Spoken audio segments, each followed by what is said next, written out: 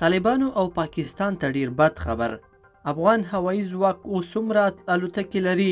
د هیواد دښمنان څنګه ورخطا شول؟ جزئیات په ویډیو کې را سره وګورئ او چینل سبسکرایب کړئ. السلام علیکم لیدونکو، ستړي مشئ. احمد شاه ساحل لیکي افغان هوایي ځواکونه دا مهال 170 الوتکې او هلیکاپټرې لري. دا الوتکې 9 بیلابیل ډولونه لري، هر ډول یې بیلابیلې ځانګړنې لري. اوس ورځ کې له 80 تر 80 پورې پروازونه کوي.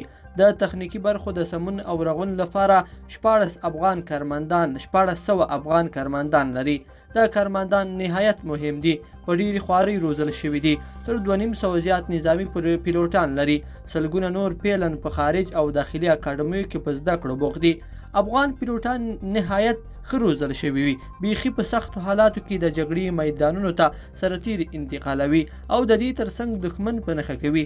دلته مهمه دا ده چې هر هواباز نهایت وطن دوست او پر وطن مین روزل شوی. په خپله خوښه یې د پیلوټۍ زده کړې کړي، ذوق او شوق یې و چې د افغانستان په اراضۍ پام وکړي او وګرځېږي.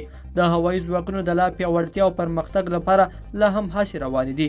د نوي موډرنو الوتکو پر پیرلو پیلن د هیوادونو سره خبرې روانې دي.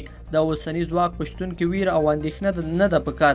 په دې پار یو وار بیا د خپلې یوې پخوانۍ لیکنې دا جملې درته لیکم چې د دوی په شتون کې د پامیر ټیټېدل، د هندوکش ماتېدل، د بودا نړېدل، د امو ژړېدل او د کابل چورکېدل بیخي ناممکن دي، امکان نه لري.